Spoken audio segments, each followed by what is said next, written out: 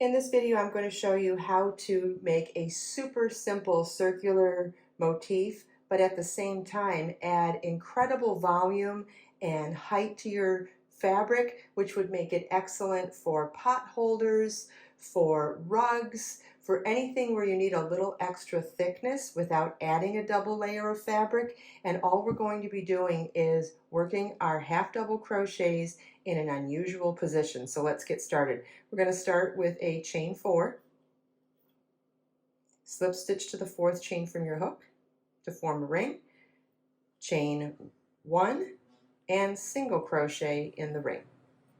We're going to be working this in a spiral, so I'm going to start with a single crochet first, and the rest of the stitches in the entire project till the very end will be half double crochet. So then it's half double crochet, yarn over your hook, insert your hook in the ring, yarn over, pull up a loop, yarn over, pull through all 3 loops on your hook. That's half double crochet. We want 8 total stitches in the round, so that was 1 single, 1 half double. We'll do 6 more half double crochets.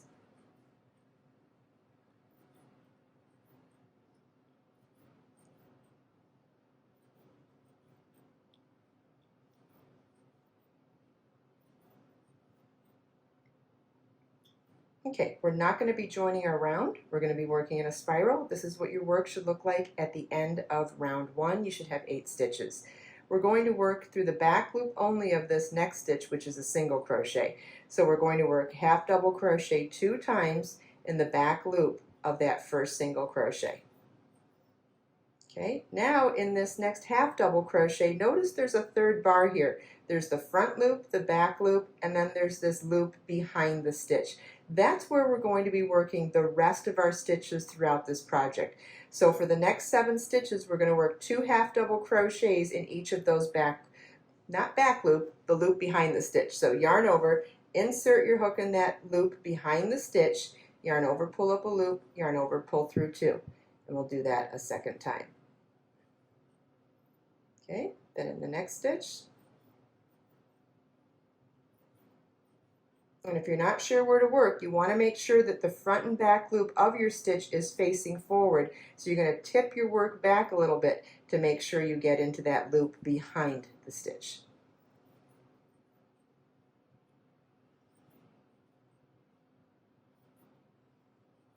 And for round 2, it's 2 stitches in each stitch around. So we'll have 16 half double crochets at the end of round 2.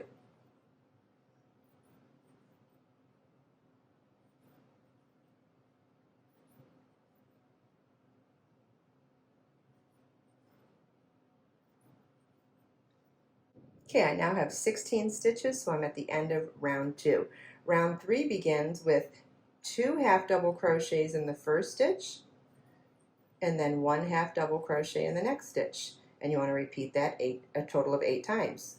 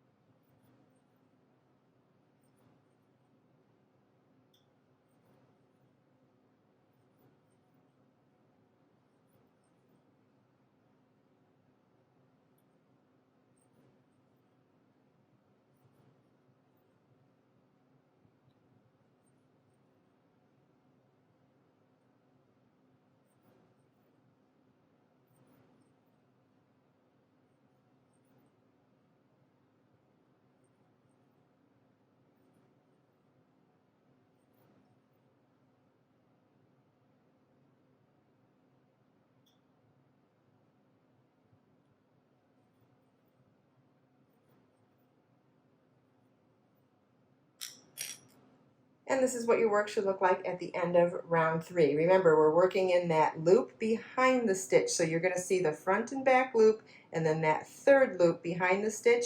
And as long as you work there, you'll always get this beautiful chain formation on the top of your fabric. Round 4 is going to be an increase from round 3, so you're going to start seeing a pattern here. And you're going to keep working in this increasing formation until you get the circle the size that you want. But to make the beautiful wall art with the dried grass, you're going to want to make this a total of 16 rounds.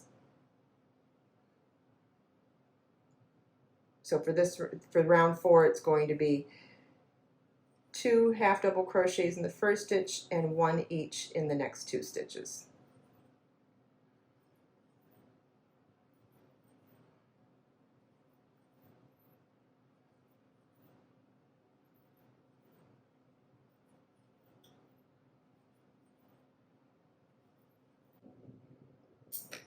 And this is what your work should look like at the end of round 4.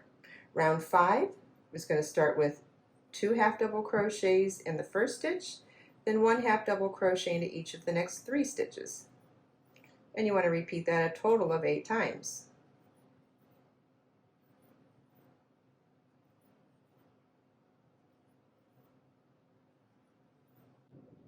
Alright, this is what your work should look like at the end of round 5. Notice how we have a height differential at the beginning and end of the round because we worked in a spiral. Super easy to fix. Whenever you're at your last round, you want to switch back to single crochet for the next stitch, slip stitch in the next stitch, and that's what creates that spiral coming back down to the height at the beginning of the round. You'll fasten off and weave in your tails, and then follow the next videos to see the step-by-step instructions for turning this gorgeous medallion into that beautiful wall art with the dried grass. Let me know if you end up making something else with this super thick and texturized stitch pattern. I love how simple the construction is, and yet you get such raised and textured stitches. This would be great for so many different home deck applications. Actually, in a thinner yarn, I'm actually seeing that this would be a beautiful earring as well. So you let me know in the comments what you want to make with this stitch pattern.